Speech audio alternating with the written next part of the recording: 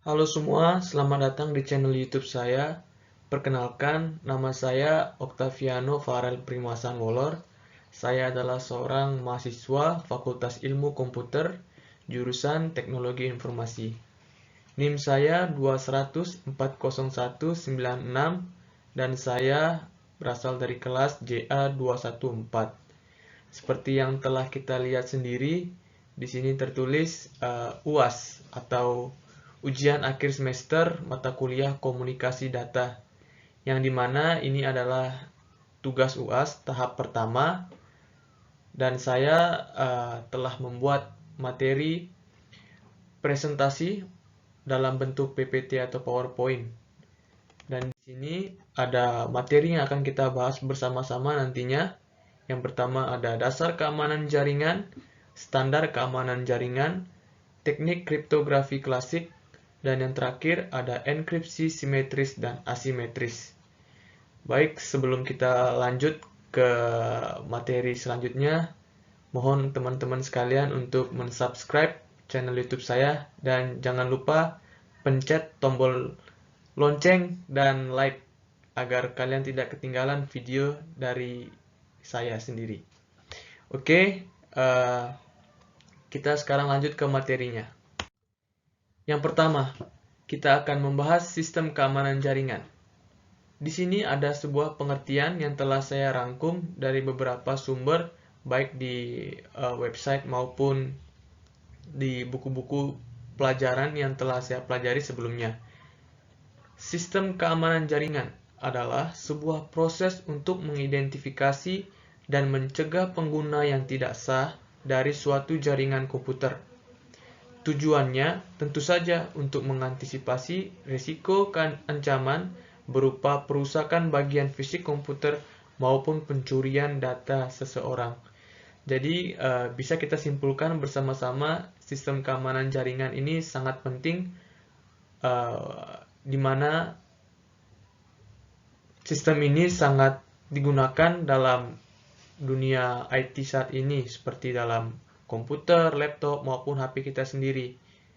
Dan mengapa sistem keamanan jaringan ini penting? Ya, tentu saja karena dia akan mengidentifikasi atau mencegah pengguna yang tidak sah untuk mengetahui data atau file yang kita simpan. Baik, kita akan lanjut ke materi selanjutnya. 3 kontrol keamanan jaringan. Yang pertama ada fisik. Keamanan jaringan fisik diciptakan untuk mencegah orang yang tidak berwenang untuk mendapatkan akses fisik ke jaringan, seperti router, lemari kabel, dan lain-lain. Dapat kita simpulkan juga bahwa fisik ini, kontrol fisik dalam keamanan jaringan ini merupakan aspek penting juga, karena bagian fisik adalah bagian yang dapat kita lihat dan kita sentuh. Jika akses tersebut dapat dicuri oleh pihak yang tidak berwenang, maka tentu saja itu sangat berbahaya bagi keamanan file kita maupun data kita sendiri. Dan yang kedua ada teknis, kontrol teknis. Kontrol keamanan jaringan teknis diperlukan untuk melindungi data yang disimpan jaringan atau data transit yang melintasi. Yang ketiga, administratif. Kontrol keamanan jaringan administratif terdiri dari kebijakan yang mengatur perilaku user seperti langkah autentikasi, tingkat akses user, serta bagaimana staf IT ketika menerapkan perubahan pada infrastruktur jaringan. Ya, seperti kita lihat sendiri, ini merupakan 3 kontrol keamanan jaringan yang sangat dasar maupun tentu saja penting dalam komputer kita masing-masing. Slide selanjutnya, tipe sistem keamanan jaringan.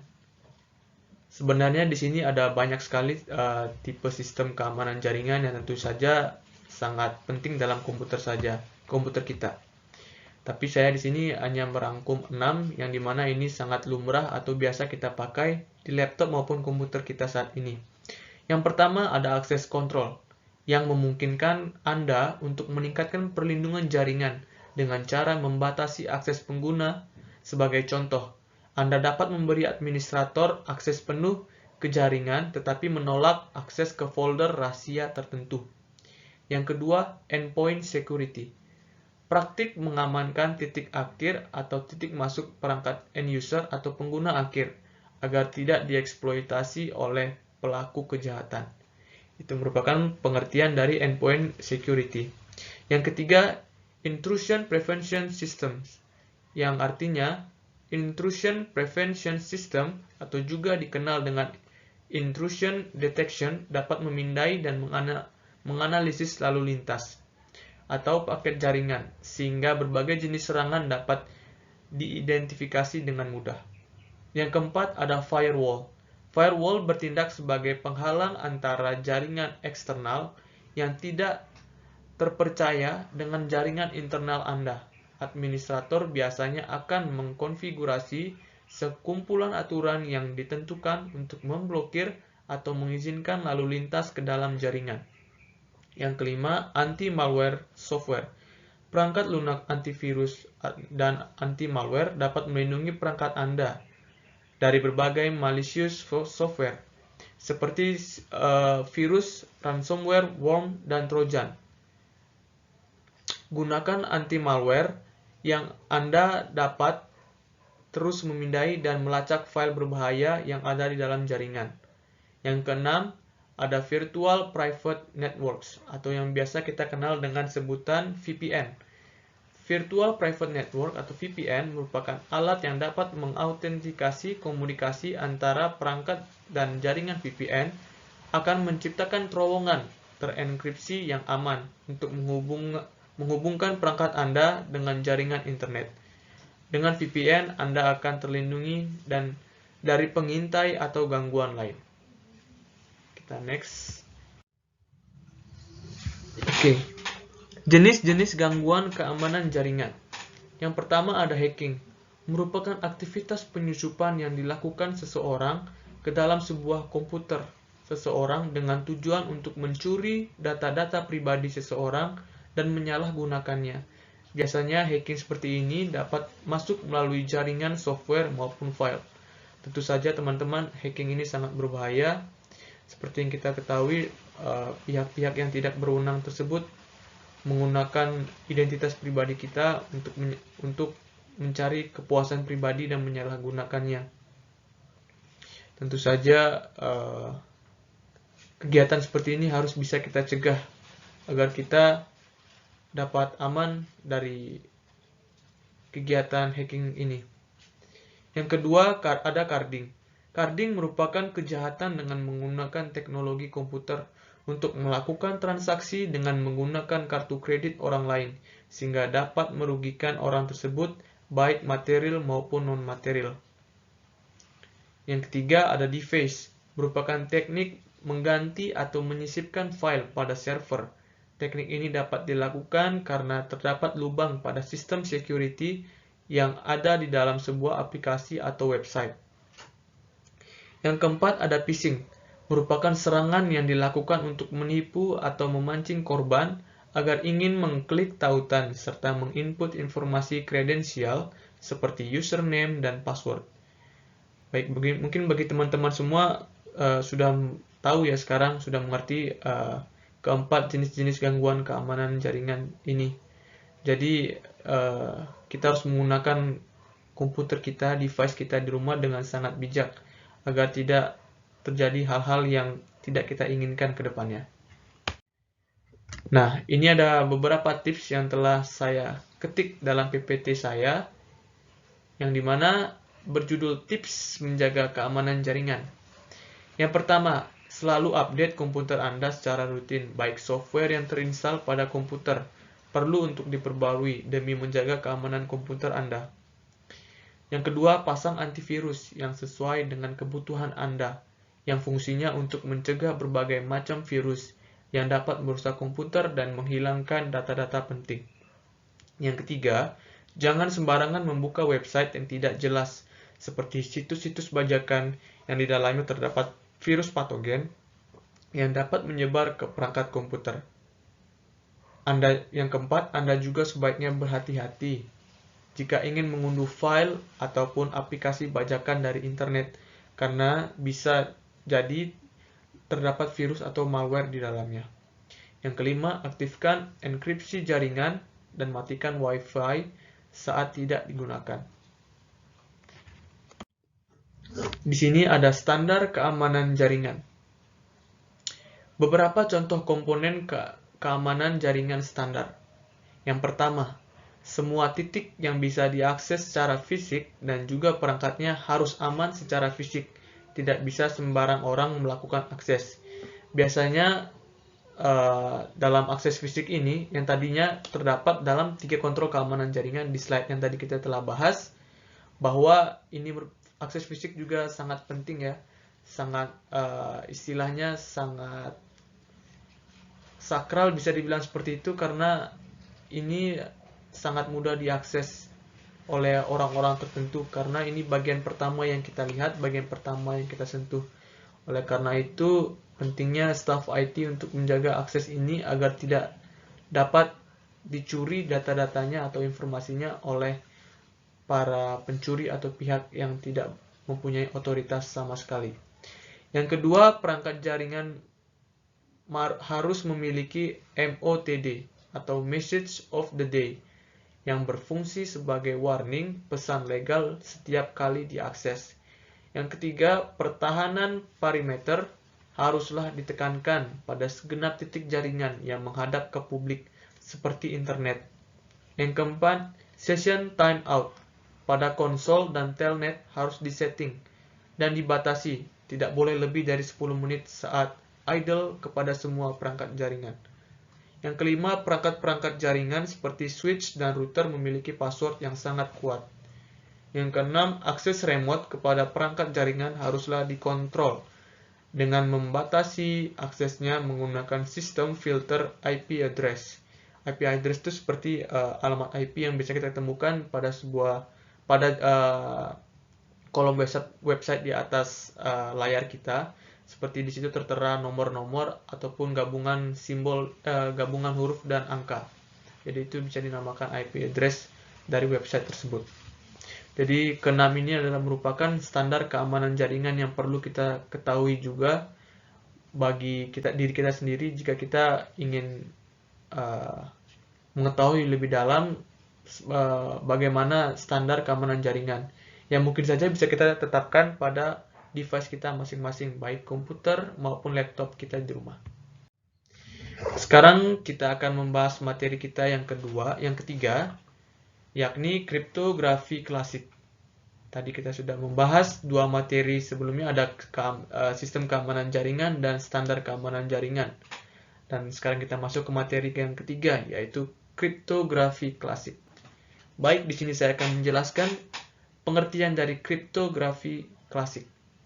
Kriptografi klasik adalah kriptografi yang dalam pembuatannya maupun analisisnya sama sekali tidak melibatkan komputer atau perangkat mesin lainnya. Alat-alat yang digunakan berkutat pada pemanfaatan kertas, pena, batu, serta alat-alat lain yang tidak tergolong dalam perangkat mesin modern sama sekali. Ciri-ciri kriptografi klasik: yang pertama, berbasis karakter. Yang kedua, menggunakan pena dan kertas saja. Yang ketiga, termasuk ke dalam kriptografi kunci simetris. Tujuan diciptakannya kriptografi adalah untuk mengamankan isi data atau menjaga kerahasiaan informasi dari orang yang tidak berhak untuk mendapatkannya. Jadi kriptografi ini bisa kita simpulkan adalah sebuah alat yang hanya menggunakan kertas dan pena saja pada zaman dahulu, tidak menggunakan mesin atau komputer sama sekali, yang tujuannya ya itu sama seperti komputer, menjaga kerahasiaan informasi dari orang-orang yang tidak berhak untuk mendapatkannya. Next slide. Dan ini ada dua macam kriptografi klasik. Yang pertama, ada cipher substitusi. Pengertian dari cipher substitusi adalah cipher dengan cara mensubstitusi huruf dengan huruf yang lain sesuai dengan yang ditetapkan. Prinsip utama cipher substitusi adalah menukarkan setiap huruf pada plain text dengan sesuatu. Yang kedua, cipher transposisi. merupakan salah satu jenis teknik pengenkripsian pesan dengan cara mengubah urutan huruf-huruf yang ada di dalam plain text atau pesan yang belum dienkripsi menjadi ciphertext, pesan yang telah dienkripsi, dengan cara tertentu agar isi dari pesan tersebut tidak dimengerti kecuali oleh orang-orang tertentu. Next, ini ada contoh gambar kriptografi klasik. Yang pertama ada gambar dari Caesar wheel, yang dimana itu berbentuk bulat seperti lingkaran dan terdapat banyak huruf dari A sampai Z mungkin. Dan yang di bawah ini ada contoh gambar kriptografi klasik Skytale, seperti tabung yang berisi pita-pita dan kombinasi huruf dan angka di dalam pita tersebut. Di slide selanjutnya, jenis kriptografi klasik. Di sini ada 4 jenis kriptografi klasik yang telah saya rangkum. Yang pertama ada triangle cipher, yakni plain text disusun dalam kelompok huruf yang terdiri dari beberapa huruf. Kemudian huruf-huruf dalam urutan kolom yang dimasukkan secara pola segitiga. Yang kedua zigzag cipher, yakni plain text disusun ke dalam kelompok huruf yang terdiri dari beberapa huruf. Kemudian huruf-huruf dalam urutan kolom yang dimasukkan secara pola zigzag. Yang ketiga ada reverse cipher, yakni kriptografi klasik yang menggunakan substitusi, yaitu mengganti satu huruf dengan huruf lain, ataupun mengubah suatu kalimat dengan menuliskan setiap kata secara terbalik. Yang keempat ada auto-key cipher, digunakan sebuah kata sebagai kunci. Kunci ini kemudian diikuti dengan plain text sehingga membentuk huruf-huruf yang sama panjang dengan plain text. Urutan huruf-huruf ini yang akan digunakan sebagai kunci pada saat enkripsi. Dan ini adalah materi terakhir yang akan kita bahas, yakni enkripsi simetris dan asimetris, materi yang keempat.